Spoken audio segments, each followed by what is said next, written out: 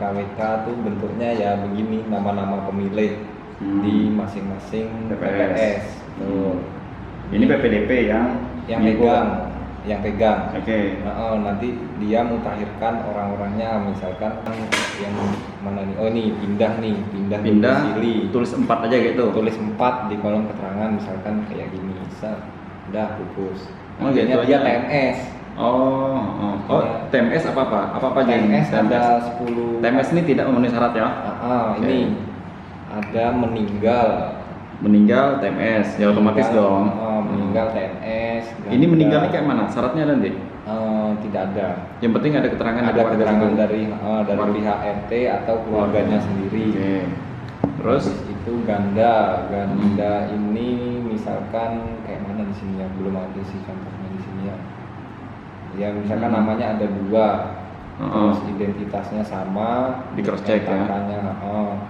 Mungkin ada beberapa yang sama, memang dia satu orang yang sama, akhirnya salah satunya di TMS tulis nomor 2. Oke. Tapi kalau ganda di beberapa PPS, itu bisa juga di TPS. Itu sama perlakuannya. Untuk kolom keterangannya dia sama, ditulis ganda 2. Oke, terus selanjutnya di bawah umur, misalkan ditemukan ada yang di bawah umurnya, kan yang terbaru sekarang tuh 9 Desember 2003 misalkan. Di form A itu ada terdapat tanggal 10 lah, sehari aja 10 Desember 2003. Maka dia nggak terdaftar ke dalam DPT DP4. Tapi pemilihannya ke tanggal 9 Desember nanti. Memang 9 jadi Desember. Jadi ukurannya di situ ya. Paling mudahnya 9 Desember 2003. Artinya mudanya. 9 Desember 2003 itu nya MS ya. Iya, memenuhi syarat ya kan? Memenuhi syarat. Artinya di bawah itu TMS, tapi bisa juga di bawah itu dia MS, asal status perkawinannya sudah apa? Sudah menikah atau pernah menikah. Kalau belum, itu belum bisa atau belum boleh dikatakan sebagai pemilih. Dia harus berstatus perkawinannya. Terus pindah domisili, tahu lah. Dia sudah nggak ada di tempat kita tadi.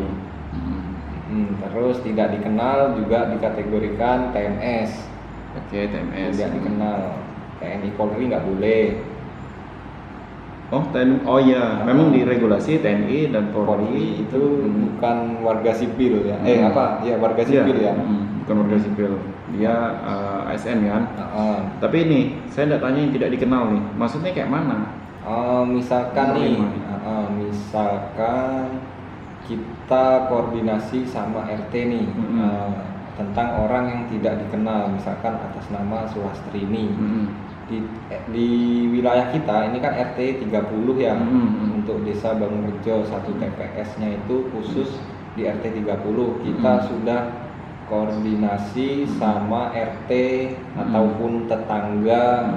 Ternyata yang atas nama Sulastri ini dia nggak tahu, memang nggak ada di tempat itu, dan RT ataupun pihak tetangga ataupun yang lainnya nggak ngerti nih Sulastri ini nggak ada di tempat kita, maka dikategorikan dia tidak dikenal, siluman lah istilahnya ya. Tiba-tiba ada aja di data kita, maka di lingkungan kita di lapangan itu nggak ada orangnya. Terus ini sebetulnya TNI Polri sudah ya. Sip. Ini tadinya ada kode 8. Kode 8 itu apa? Hilang ingatan. Yang 2019 kemarin kan sempat rame-rame dikatakan orang gila aja bisa milih. Nah, maksudnya itu yang hilang ingatan ini orang yang masih terkontrol dalam lingkungan keluarganya, artinya orang yang masih terurus, terus dia kalau memang kurang ingatannya dia masih bisa terkendali lah. Nah itu makanya akhirnya dihapus untuk dimasukkan ke kolom disabilitas sebagai gantinya. Oh gitu. Kayak mana kolom disabilitas itu? Disabilitas itu isinya kayak mana? Ini disabilitas mental. Oke. Dia masuk ke mental. Oke. Dia bertukar lah istilahnya. Oke. Artinya 8 tadi pindah ke 12 ya? Ke disabilitas. Ya ke 12 kan, kolom 12 kan? Kolom Oke. 12. Oke, terus hak pilih dicabut. Pilih dicabut kayaknya di sini nggak ada deh. Itu yang cabut kan hanya boleh dari mana Bang? Ke pengadilan. Pengadilan. Misalkan orang kena korupsi 5 tahun misalkan. Itu dicabut kan? Selama 5 tahun? Enggak semua sih. Enggak mesti sih ya. Masa ngerti? Ayo. Enggak bisa. Enggak tahu aturannya. Yang jelas hak pilih dicabut di tempat kita nggak ada. Oh, nggak ada. Nggak ada hak pilih dicabut. Oke. Ini multi tafsir ini, bukan penduduk sama tidak dikenal ini. Poin. Ini kan ini kan RT 4, ini RT 2. Terus dia orang itu ada, tapi di RT 4. Tapi kita kan khusus data di RT 30. RT 2. RT 2. Akhirnya orang ini 1, 2, 3, 4 ini dikategorikan TNS bukan penduduk, tapi tetap mengakomodir orang ini yang bekerja di RT 4 atau PPDP nomor berapa gitu kan. Oke, artinya lintas PPDP koordinasi atau PPS. Kita laporkan aja ke PPS. Dia PPS yang yang nyampaikan ke RT 4 PPDP nomor berapa. Intinya menyinkronisasi lah PPS ini tadi ya. Iya, mengkonfirmasi dari PPDP RT 2 dan RT 4. Nah, untuk menempatkan orang ini di mana. Itu maksudnya orang yang bukan penduduk. Yang bukan penduduk tadi. Betul. Bukan penduduk maksudnya bukan penduduk di RT tersebut. RT tersebut. Oke, mega deh. 12 di poin 2 disabilitas intelektual. Apa ini maksud dengan disabilitas intelektual itu? Oke, disabilitas intelektual itu disabilitas gerahita sama Down syndrome. Oke. Jadi biar tidak orang ya yang googlingnya apa itu gerahita dan juga Down syndrome. Oke. Selanjutnya kalau mental itu yang dikategorikan tadi itu yang pemilih seperti hilang ingatan, maksudnya juga dia ke sini seperti psikososial, terus seperti ini pemilih yang memiliki yang tertekan keadaannya depresi, nah itu masuknya ke mental atau gangguan kepribadian lah ya. Iya betul. Oh di situ ada juga autis, hiperaktif juga termasuk ya. Masuk ke mental. Hiperaktif ini yang misalkan datang jalan takutnya marah orang. Ya itu. Ombaknya kan pakai parang gitu kan. Oh itu TMS ya? Bukan, disabilitas. Bukan TMS. Iya. Oh itu tidak TMS. Tidak TMS jadi dia tetap didata tapi dengan kategori disabilitas mental. Oh gitu. Oh gitu. Lumayan. Oh jadi MS dia ya? MS Bang. MS disabilitas mental. Tapi iya sih. Tapi dia memang punya hak kan untuk memilih. Walaupun dia depresi, autis, ataupun hiperaktif tetap. Jadi sungguh sangat dramatis ya. Susah kerjanya PPDP nih kan. PPS juga. KPPS juga rumit juga nanti. Tapi kalau intinya kan PPDP nih yang turun duluan nih kan. Untuk memberikan keterangan orang-orang ini kan. Tapi di sini yang dikategorikan masih terawat lah untuk disabilitas mental ini. Artinya nggak gelandangan di jalan-jalan. Yang berkesakan parang orang dan segala macam itu kan. Iya. Ada orang stres tahun lalu di parangnya tahun ya kan dikejarnya kan. Betul. Oke, itu masih MS ya? Masih yang TMS itu apa aja? Yang TMS dari mental ini. Ini tadi kan dijelaskan orang-orang yang misalkan di bawah umur itu TMS, mati TMS dan segala macam. Kalau ini kategorinya apa? MS tapi dengan keterangan. Surat keterangan. Oke. Oh tapi ini membuktikannya dengan keterangan surat juga ya? Keterangan. Betul. Dari RT-nya atau dari dokter? Kalau sih penjelasannya dari dokter. Dokter ya. Dari dokter. Aduh, Penyandang disabilitas sensorik maksudnya? tunanetra, tidak Oke. buta, Hmm. rungu tuli, Hmm. bisu, So, oke, mereka mempunyai hak untuk memilih. Jadi tapi tetap itu dibantu, tetap dicoklit juga Oke, sip. untuk disabilitas. Oke, kembali ke form lah bahasanya nanya kan. Form ini, Tadi yang di bawah dulu nih. oh yang ini, Nah, yang itu. oke. Oke, jadi yang ke-12 itu MS ya. Ya ini MS ini. Oke, kalau status perekaman yang ke-13 itu? Oh ini status perekaman. Itu kan perkawinan, Bos. Oke, status perekaman. Oke. Status perekaman. Dia ada 3 kategori. Kategori pertama itu B. B itu artinya belum rekam. Bisa dikategorikan pemilih pemula yang sampai saat ini belum ngurus KTP. Belum ngurus KTP karena umurnya belum cukup. Oh, tapi akan cukup di tanggal 9 Desember. Oke. Tapi dia masuk kategori B ya. B. Tapi MS kan? MS dong. Oke. Terus ini suket sudah rekam cuma masih dapat suket. Oke.